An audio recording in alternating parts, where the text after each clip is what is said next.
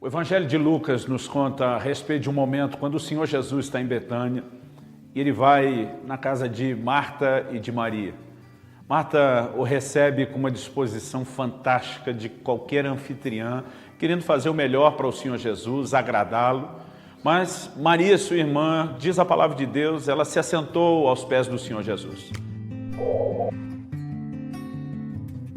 Naquele momento, para Maria, nada era mais importante do que estar com Ele, ouvir a voz dEle, relacionar-se com a pessoa do Senhor Jesus. Por outro lado, Marta, movida de uma boa intenção, ela quer agradar o Senhor Jesus, ela quer receber bem o Senhor Jesus. No entanto, ela ouve uma censura do próprio Jesus que diz: Marta, Marta, você está ansiosa, distraída com muitas coisas. Jesus resume dizendo: poucas são necessárias, o mesmo uma só. E é um momento quando ele arremata dizendo: Maria, sua irmã, escolheu a boa parte, essa não lhe será tirada. Nesse momento, Jesus define aquilo que é mais importante. Aquilo que é mais importante é aquilo para o qual eu e você existimos, que é buscar a Deus. O homem foi criado para buscar a Deus. E o homem deveria cumprir o objetivo da sua existência, que é buscar ao Senhor, fazendo isso com tudo que há nele, colocando todo o seu coração e fazendo de Deus aquilo que de mais importante existe na sua vida, sem que nada concorresse com isso. Mas a lição que Jesus está nos trazendo através do comportamento de Marta é que existem coisas que são boas, existem coisas que são lícitas, elas não são necessariamente coisas ruins, elas não são necessariamente coisas erradas, no entanto, porque elas podem roubar o nosso foco, porque elas podem se tornar um objeto de distração daquilo que deveria sim ser o nosso foco principal, que é buscar ao Senhor. Elas acabam nos puxando para um lugar errado, mesmo que essas coisas não sejam erradas em si.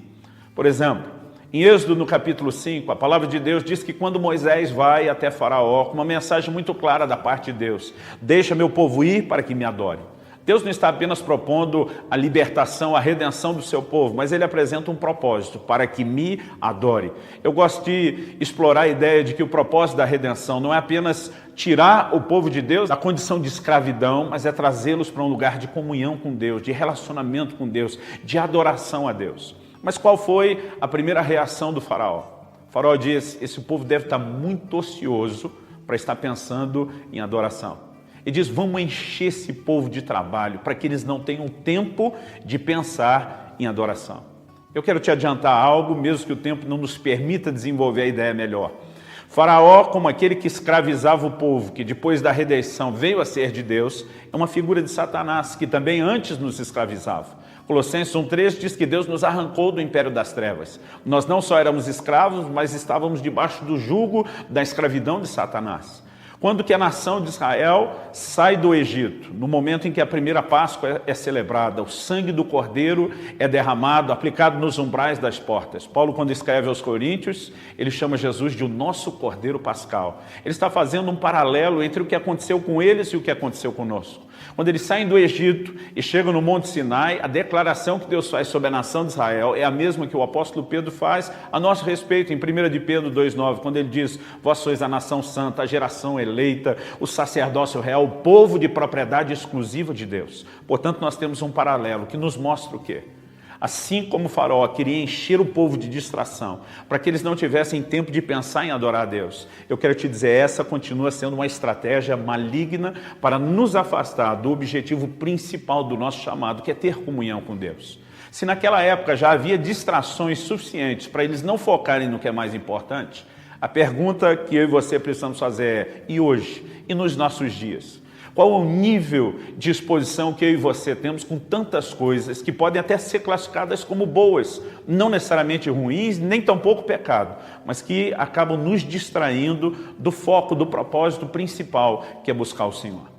Anos atrás, quando meu filho Israel ele ainda era bem novo, eu lembro que ele ficou muito empolgado quando dei de presente para ele um PlayStation. Era a fase ainda do PlayStation 2.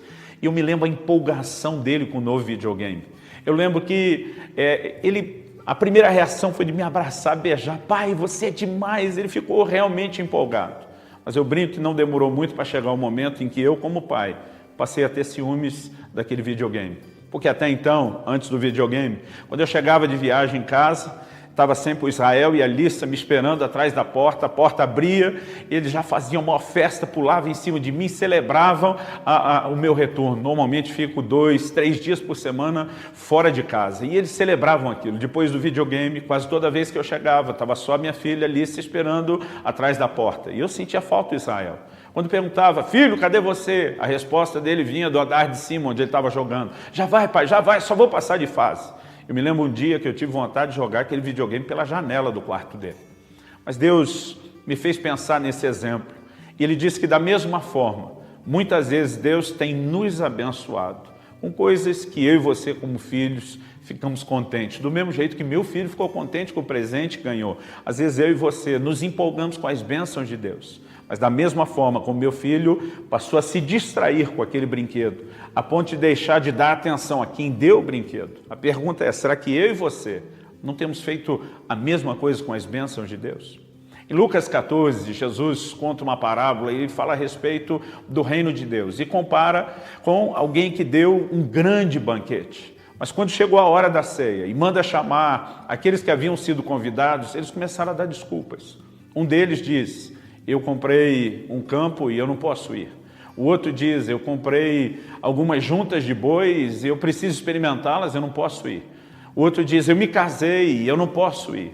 Quando você olha o objeto da desculpa de cada um dos três, não havia nada de errado naquilo. Eram coisas boas, lícitas, talvez hoje a gente classificaria até como resposta de oração. Comprei uma propriedade. Quem de nós não queria ter uma aquisição a mais? Seja uma casa própria, né? Seja uma sede, uma estrutura para os negócios, qualquer tipo de aquisição. Nós íamos classificar isso como resposta de oração, como bênção de Deus. Mas o problema é que quando aquilo que eu e você classificamos como bênção e resposta de oração passa a se tornar uma desculpa que nos impede de atender o convite dele para o banquete. O banquete na Bíblia fala de intimidade, fala de comunhão. Quando eu e você nos apegamos àquilo que poderíamos rotular como bom, mas isso se torna uma desculpa para não respondermos ao chamado de Deus para estar em comunhão com Ele, eu quero te dizer, o que não era ruim em si mesmo, passou a estar nessa classificação agora porque se tornou uma distração. Outro disse, eu comprei 5 juntas de bois. Isso eram os tratores da época. Era a forma de aumentar a produtividade da terra. Aumentando a produtividade, é óbvio que a entrada de recurso material e financeiro como consequência viria. Hoje, se a gente falasse que o nosso trabalho, a capacidade de produção e, consequentemente, os nossos ganhos aumentaram, a gente ia dizer que isso é bom, nós iríamos classificar como bênção, talvez até como resposta de oração. Mas, de acordo com o que Jesus falou, se tornar uma distração para o nosso chamado maior, que é buscar ao Senhor, então, embora não seja ruim em si mesmo, passou a ocupar esse lugar. A terceira desculpa foi, casei-me, portanto não posso ir. O que o Senhor está falando? O casamento jamais poderia ser classificado como algo ruim, principalmente vindo da parte de Deus, que é quem criou essa instituição. Nós podemos olhar para ele e dizer, isso sim é uma bênção. Na minha vida, depois de conhecer o Senhor Jesus, o casamento foi a melhor coisa que me aconteceu, mas nem isso. Algo tão importante, criado por Deus, ideia de Deus, presente de Deus para o homem, deveria se tornar uma desculpa para que a gente não cumpra o propósito da nossa existência. O apóstolo Paulo diz em Atos 17, que Deus criou, através de um só homem, todas as raças e tribos dos homens para que o buscassem. Eu e você existimos para buscar a Deus. E nós não podemos permitir que aquilo que é a razão da nossa existência seja comprometido, quando no dia a dia nós vamos nos envolvendo com tantas coisas que passam a ser importantes, tão importantes, a ponto de desfocar eu e você do que deveria ser mais importante do que qualquer outra coisa, que é buscar o Senhor. Alguém disse com muita propriedade que uma das coisas boas das redes sociais atualmente é que o dia em que eu e você estivemos diante de Deus, nós não vamos ter desculpa para dizer que não tinha tempo para orar, que não tinha tempo para buscá-lo. Não estou aqui falando contra nenhum tipo de entretenimento, sou daqueles que amam entretenimento, desde que isso não venha de uma forma descompensada na minha e na sua vida, se tornando uma distração daquilo que é mais importante. Minha proposta ao seu coração é avaliar a sua própria vida, a sua relação com Deus. O que tem se tornado, talvez para você, uma distração que tem roubado o seu foco. Porque o que você deveria eliminar é a força que a distração tem e não a obsessão que a razão da sua existência, que é buscar ao Senhor, deveria causar no seu coração. Jesus ainda precisa ser aquele que é o mais importante na sua existência em toda a sua dedicação e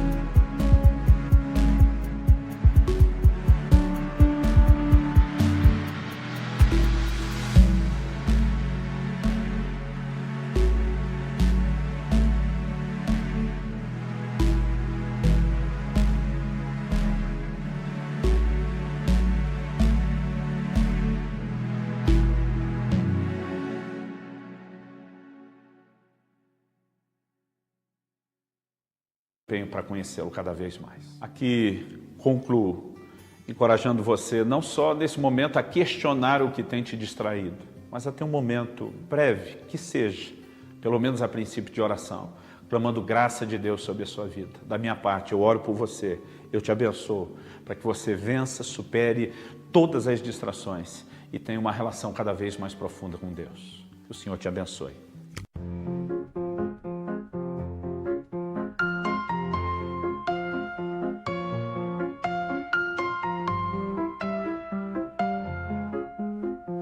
Dancing in the night, lost in rhythm tight. Heartbeats take the flight, love sparks ignite. Stars above us shine, euphoric feelings climb. Held in beats of time, harmony so fine. Symphony of love in the sky above. We become the dove, fly and join my love. Moonlight on our skin, where dreams do begin. Melodies within, hearts forever kin.